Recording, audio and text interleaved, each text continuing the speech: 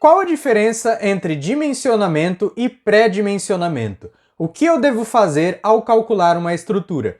É o que nós iremos falar em mais esse vídeo aqui do canal. Meu nome é Igor Gonçalves, sou engenheiro civil aqui da RV Construções e Perícias. Pegue papel e caneta para anotar bem todas as dicas, fique bem atento. Inscreva-se aqui no canal para fortalecer o nosso trabalho, deixa já o like aqui no vídeo se o conteúdo fizer sentido para você. E vamos lá entender a diferença entre dimensionamento e pré-dimensionamento.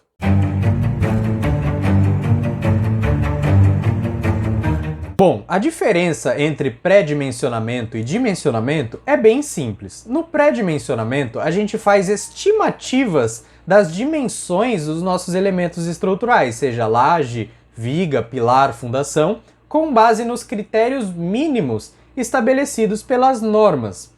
Por exemplo, no cálculo de uma laje em concreto armado.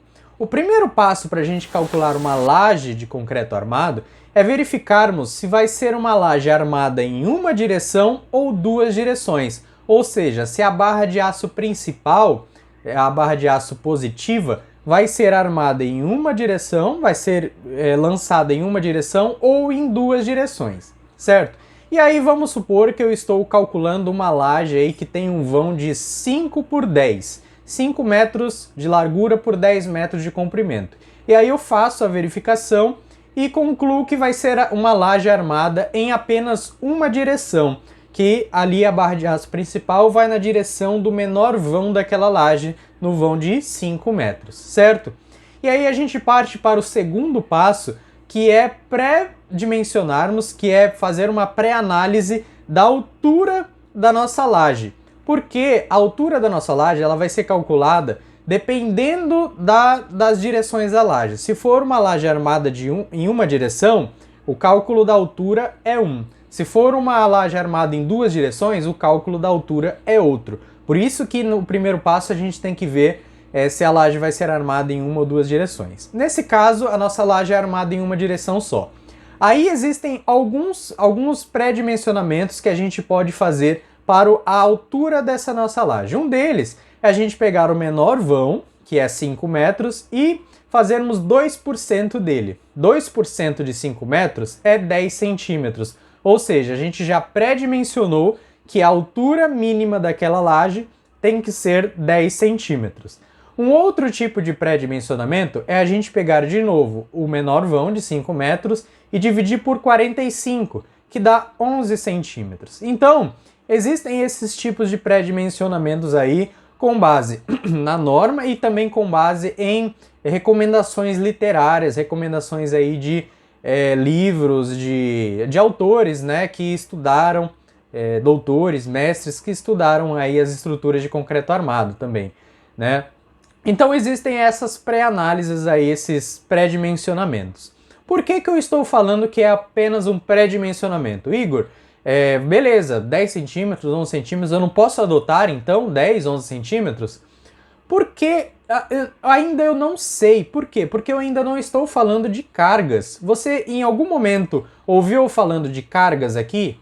Eu não falei de cargas, eu falei apenas de dimensões, 5 metros de largura, 10 metros de comprimento e uma laje aí de 10 ou 11 centímetros, né, no mínimo. Mas eu não estou falando de cargas. Será que essa laje de 10 centímetros de altura dessa laje vai aguentar, vai suportar uma carga muito elevada? Talvez não. E é aí que a gente parte para o dimensionamento, que é a gente analisar, verificar se aquelas dimensões que eu calculei no meu pré-dimensionamento vai atender, vai suportar as cargas solicitantes. Então, a diferença entre o pré-dimensionamento e o dimensionamento é isso. No pré-dimensionamento eu faço uma estimativa de dimensões com base nos critérios mínimos estabelecidos pela norma. No dimensionamento eu vou verificar se as dimensões que eu estabeleci no meu pré-dimensionamento estão em conformidade com as cargas solicitantes que vão agir naquele meu elemento estrutural. Um outro exemplo muito comum é o cálculo de pilares. Nos pilares é muito comum realizar um pré-dimensionamento primeiro, estimar uma seção do pilar. Ali vamos supor, estimamos um pilar de 15 por 30. E aí estimamos só, deixamos 15 por 30. Será que 15 por 30 vai passar nas cargas? E aí a gente faz uma análise, faz uma verificação das cargas, né? E vê se o pilar ele passa com 15 por 30. Se passar, ok, a gente dimensiona, calcula as barras de aço daquele meu pilar. Se não, a gente aumenta um pouco a seção do pilar, vamos supor 20 por 30, 20 por 40, e aí a gente faz uma nova verificação para aí sim, vamos supor que deu certo, aí beleza, eu dimensionei o meu pilar, ou seja, eu fiz as análises, fiz as verificações com base nas minhas cargas atuantes. Vamos fazer um exemplo prático agora para você entender melhor. Vamos falar de uma viga de concreto armado. O que a gente aprende lá na faculdade para realizar o pré-dimensionamento? Vamos supor que nós temos ali um vão de 4 metros de comprimento e que nós temos que fazer essa viga nesse vão de 4 metros. E aí, como é que a gente pré-dimensiona essa viga? Nós vamos pegar ali uma espessura de 15 centímetros, que é o mais usual, e fazer uma altura dessa viga que é equivalente a 10% do vão. Provavelmente você já deve ter escutado isso, que é o pré-dimensionamento de uma viga é 10% do vão. 10% de 4 metros para a altura dela é 40 centímetros. Então, eu já tenho aí um pré-dimensionamento que vai ser uma viga de 15 por 40, certo? E aí vamos falar que esse FCK dessa minha viga vai ser 25 MPa, que é o mínimo aí estabelecido pela norma também na classe de agressividade ambiental igual a 2, né? Então, eu já tenho um pré-dimensionamento da minha viga. 15 centímetros de largura, 40 centímetros de altura e um FCK de 25 MPa. Porém, eu ainda não falei de cargas, eu ainda não falei qual a carga que essa viga vai suportar, eu não sei se isso vai passar na minha análise. E aí agora vamos ver na prática, vamos fazer essa análise, vamos fazer essa verificação para ver se esse meu pré-dimensionamento vai passar para eu poder dimensionar de fato a minha viga. Uma das verificações que nós fazemos na viga é em relação ao coeficiente de compressão do concreto, em que esse coeficiente de compressão vai ser igual ao momento fletor máximo daquela viga dividido pela sua espessura vezes a altura útil ao quadrado. Nós já vamos falar de cada um desses valores aqui. Só que o coeficiente de compressão do concreto ele tem um limite. Limite este que é 14% do FCK do concreto. Então, a gente multiplica 0,14 por vezes o FCK, né, que nós vamos comentar, que é equivalente a 14% do FCK. Então, vamos falar um pouco mais desse cálculo. Vamos calcular o coeficiente de compressão limite, então. Né? Eu estabeleci, conforme eu comentei no pré-dimensionamento, que esse FCK vai ser 25 MPa. Eu apenas pré-dimensionei esse FCK. Não fiz cálculo nenhum, apenas me baseei no critério mínimo estabelecido pela norma NBR 6118, 25 MPa. E aí eu tenho que pegar esse 25 MPa e transformá-lo em quilograma-força por centímetro quadrado. É só multiplicar o 25 por 10. Aí 25 vezes 10, 250 kgf por centímetro quadrado. E aí o coeficiente de compressão limite vai ser 14% deste valor, que dá 35 kgf por centímetro quadrado. Este é o meu coeficiente de compressão limite. O meu coeficiente de compressão não pode ultrapassar este valor. Agora vamos aos dados. Vamos supor que eu calculei ali a minha viga, né? Calculei o momento fletor máximo daquela minha viga. Lembrando só que aqui no canal eu já falei, já comentei do cálculo, né, do dimensionamento de vigas. Então este valor aqui de 650 mil kgf/cm para o momento fletor máximo, eu calculei e a gente já sabe como chegar nesse valor pelos vídeos aqui do canal. Então, eu tenho um momento fletor máximo ali na minha viga de 650 mil kgf/cm. E aí, conforme eu comentei, eu tenho ali a minha espessura da minha viga, 15 centímetros, e também eu tenho a altura da minha viga, 40 centímetros, que eu pré-dimensionei. Só que eu tenho que calcular a minha altura útil, que é tirando o cobrimento do concreto, né, que eu tenho na minha barra de aço. Também conforme critério mínimo, cobrimento ali de 3 centímetros para a classe de agressividade ambiental 2, né, FCK 25 MPa e cobrimento 3 centímetros. Eu tenho ali que o cobrimento de cima é 3 centímetros e o de baixo também é 3 centímetros. Então 40 menos 3 menos 3, 34 centímetros. Essa é a minha altura útil. É a altura ali entre os dois cobrimentos, certo?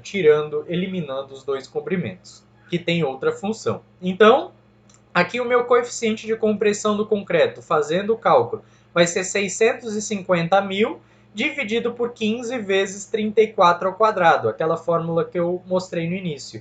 E este cálculo aqui vai dar um resultado de 37,46. E lembra qual que é o meu coeficiente limite? Era 35. Então o meu coeficiente de compressão deu superior ao meu coeficiente de compressão limite. Ou seja, esse meu pré-dimensionamento que eu fiz de 15 por 40, FCK de 25, sem considerar as cargas, ele não passou no dimensionamento, não passou nas análises e verificações que eu fiz. Isso porque eu só fiz uma análise, uma verificação.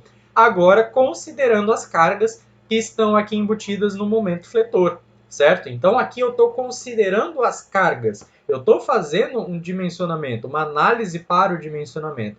Então eu vi que meu pré-dimensionamento ele não passou, ele não está ok.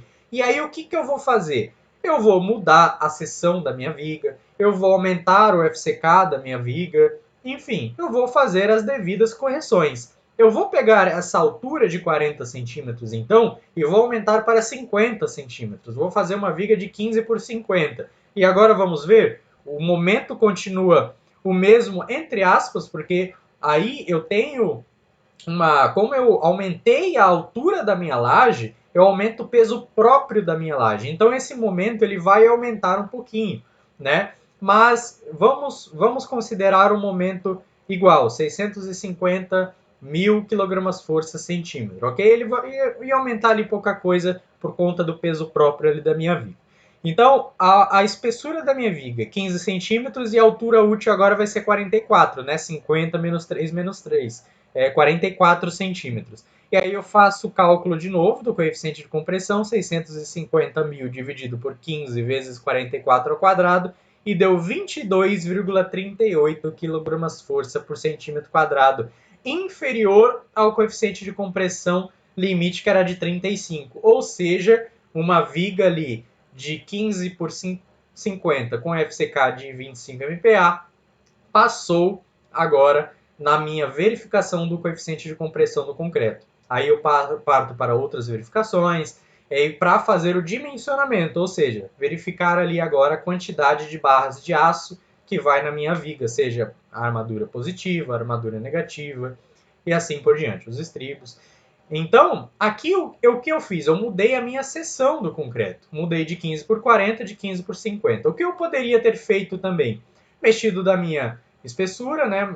Feito, por exemplo, 20, continuou os 40 centímetros de altura, mas mudou a espessura, 20 centímetros. Eu poderia tentar com esse valor. O que eu poderia ter feito também é aumentar o FCK, aumentar de 25 para 30, que aí aumentaria o meu coeficiente limite.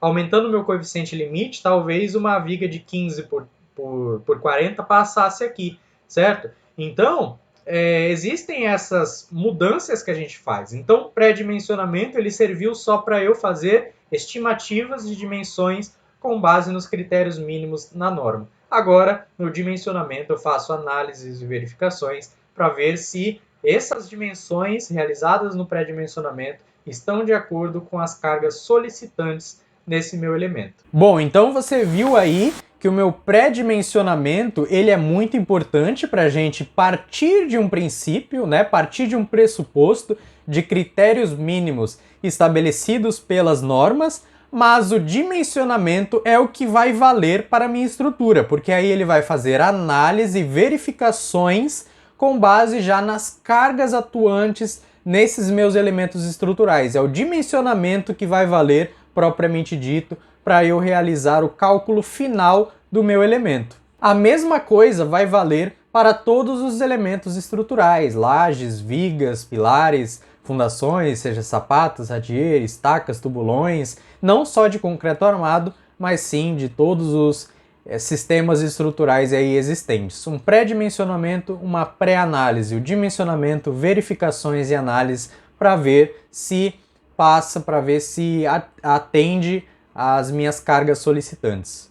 Então é isso, espero que você tenha gostado deste vídeo e entendido qual a diferença entre pré-dimensionamento e dimensionamento. Convido você a seguir-nos lá na nossa página do Instagram, @rvconstruções e perícias, que todos os dias nós colocamos dicas e conhecimentos novos por lá. Acompanhar-nos também na RVCast, o podcast próprio da RV Construções e Perícias, disponível lá no Spotify e também aqui no YouTube. E não se esqueça de se inscrever aqui no canal, isso é muito importante pra gente. Ativa o sininho para receber as notificações dos próximos vídeos e deixa o seu like aqui também no vídeo se esse conteúdo te ajudou de alguma forma. Então, muito obrigado por nos acompanhar e nos vemos em breve.